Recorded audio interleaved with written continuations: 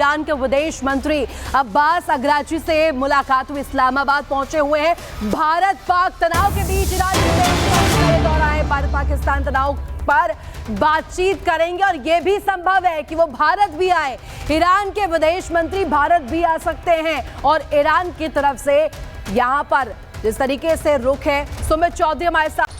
देखिए जिस तरीके से जम्मू कश्मीर के पहलगाम में जिस तरीके से आतंकियों ने हमारे लोगों को, निर्दोष लोगों को उनके ऊपर हमला किया था, उसके बाद पूरे विश्व के लोगों का भारत का साथ मिल रहा है। और जो आज जिस तरीके से रक्षा मंत्री राजनाथ सिंह और जापान के रक्षा मंत्री के बीच जो दो पक्षीय बैठक होने जा रही है, ये बैठक महत्वपूर्ण बैठक मानी जा रही है। पहलगाम हमले के बाद ये बैठक है। इससे पहले हमने देखा था कि नवंबर के महीने भी एक बैठक हो चुकी है। इस बैठक के अंदर देखा जा रहा है कि कई महीने में कई मुद्दों पर बातचीत होगी, चाहे क्षेत्रीय सुरक्षा से लेकर अंतर्राष्ट्रीय सुरक्षा के मुद्दों, तमाम मुद्दों को लेकर बातचीत की जाएगी और कई समझौते भी हो सकते हैं। लेकिन ये देखिए कि जिस तरीके से जब पहलगाम में हमला हुआ था, जापान के प्रधानमंत्री ने प्रधानमंत्री नरेंद्र मोदी से बातचीत किया था और उन्होंने अपनी पूरी तरीके से साथ देने की बातें भी कही थी। और आज जिस तरीके से रक्षा मंत्री राजनाथ सिंह के साथ जापान के रक्षा मंत्री से बिल्कुल गणेश आप जानकारियां दे रहे हैं और ये मुलाकात जो है बहुत अहम भी है। बहुत शुक्रिया आपका तमाम जानकारी साझा करने के लिए। बढ़ेंगे आगे। पाकिस्तान से तनातनी के बीच रक्षा मंत्री राजनाथ सिंह ने पाकिस्तान को एक सख्त और साफ संदेश देते हुए कहा है कि अब भारत वही करेगा जो देश चाहता है। राजनाथ सिंह ने यह भी कहा कि भारत की सुरक्षा और सम्मान के साथ कोई समझौता नहीं होने वाला है। दिखाते हैं आपको।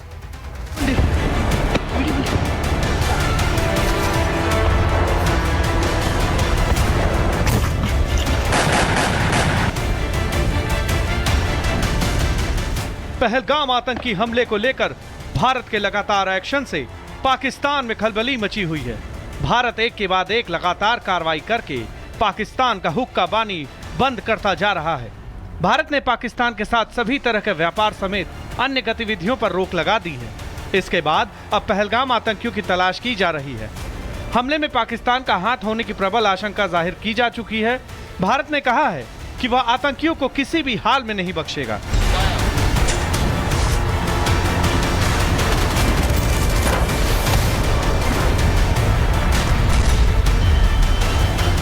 इससे पाकिस्तान में दहशत बढ़ती जा रही है।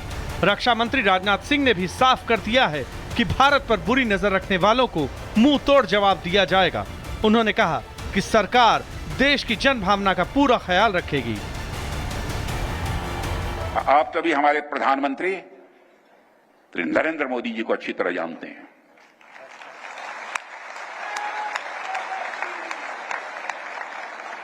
उनकी कार्यशैली से भी अच्छी तरह परिचित हैं, उनकी दृढ़ता से भी अच्छी तरह परिचित हैं। प्रधानमंत्री मोदी जी के नेतृत्व में जैसा आप चाहते हैं वैसा होकर रहेगा।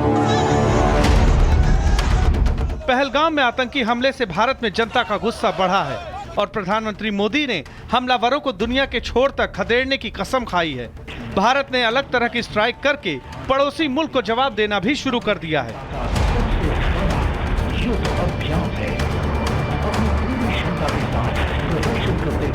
भारत ने व्यापार, संचार और कूटनीतिक स्तर पर कार्रवाई की है। यहाँ तक कि समुद्र के रास्ते और हवा के रास्ते पर भी बैन लग चुका है। इस प्रतिबंध में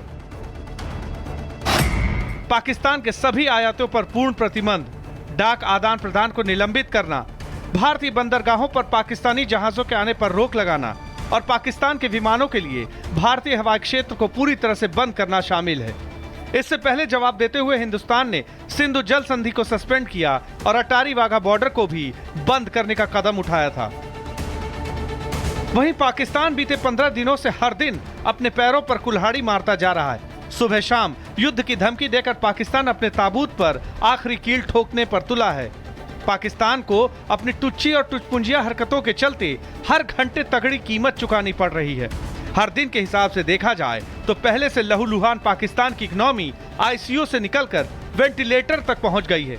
मोदी सरकार ने भारत पाकिस्तान युद्ध के खतरे के बीच इस्लामाबाद को अपनी सेना पर भारी भरकम खर्च करने के लिए मजबूर कर दिया है। बिना एक भी गोली और बम चलाए शहबाज शरीफ को घुटनों पर ला दिया है। हालांकि ये महज शुरुआत है। आतंकी सरजमी पाकिस्तान को इस बार पहलगाम के साथ साथ भारत के खिलाफ आतंक फैलाने के तमाम गुनाहों का हिसाब देना होगा। Bureau report, Republic Bharat. और चलिए बड़ी खबर का रुख कर लेते हैं। पहलगाम आतंकी हमले की जांच में बड़ा खुलासा हुआ है। हमले में शामिल आतंकियों को मिलिट्री ट्रेनिंग दी गई थी। एसएसजी कमांडो जैसी आतंकियों को ट्रेनिंग दी गई थी। ये बड़ा खुलासा हुआ है। लगातार देखिए जैसे जैसे जांच का दायरा आगे बढ़ रहा है, कई अहम खुलासे। और इसी बीच पहलगाम आतंकी हमले की जांच में खुलासा ये हुआ है कि हमले में शामिल आतंकियों को मिलिट्री ट्रेनिंग दी गई थी। एसएसजी कमांडो जैसी ट्रेनिंग आतंकियों को दी गई थी। जेल में बंद लश्कर के आतंकियों ने यह खुलासा किया है। उनसे लगातार पूछताछ हो रही है और पूछताछ के बाद उन्होंने ये बताया कि मिलिट्री ट्रेनिंग आतंकियों को दी गई थी जिन्होंने हमला पहलगाम में किया। 15 से 20 कमांडर जम्मू कश्मीर में उस वक्त मौजूद हैं और जो विदेशी आतंकियों के छोटे छोटे ग्रुप्स को लीड कर रहे हैं। बिल्कुल, जतिन हमारे साथ इस खबर पर जुड़े हुए हैं। जतिन, ये बहुत बड़ी साजिश है एसएसजी कमांडो का इस्तेमाल करना, यानी ये सबसे बड़ा खतरा है। पहले इन्हें एलिमिनेट करना होगा। बिल्कुल, देखिए एसएसजी का मतलब ही है स्पेशल सर्विस ग्रुप और ये पाकिस्तान में एक अलग से विंग है जिसको एसएसजी कमांडोज बोला जाता है। लेकिन उसी तर्ज पर आतंकियों को ट्रेनिंग देना कहीं ना कहीं पाकिस्तान का किस तरीके से सपोर्ट इन आतंकियों को रहता है वो सबसे बड़ा सबूत है। दूसरी सबसे बड़ी बात कि मिलिट्री ट्रेनिंग इन आतंकियों को दी जाती है और ये ट्रेनिंग देने वाले कोई नहीं बल्कि एसएसजी ग्रुप के जो ऑफिसर्स हैं, जो कमांडोज हैं, वही इनको ट्रेनिंग देते हैं। लेकिन सबसे बड़ा खुलासा ये हुआ कि लश्कर का पूरा मॉड्यूल, क्योंकि जिन कमांडर को इससे पहले सिक्योरिटी फोर्सेस गिरफ्तार कर चुकी है उनसे एनआईए ने पूछताछ की और एनआईए में तमाम जो खुलासे हैं वो हुए कि किस तरीके से विदेशी आतंकियों को ट्रेनिंग दी जाती है। मिलिट्री के तर्ज पर ट्रेनिंग दी जाती है और ट्रेनिंग देने वाला कोई और नहीं बल्कि एसएसजी कमांडोज ही होते हैं जो कि पाकिस्तान की सेना में इससे पहले काम कर चुके हैं। दूसरी सबसे बड़ी बात यह निकलकर सामने आई कि अभी भी घाटी में 15 से 20 ऐसे कमांडो मौजूद है जो कि आपको मैंने तस्वीरें भी दिखाई थी कि 14 एक्टिव आतंकियों की लिस्ट जांच एजेंसियों के पास है। इन कमांडोज का मतलब यही है, इन आतंकियों का मतलब यही है कि अलग अलग गुट में ये एक बैच तैयार करते हैं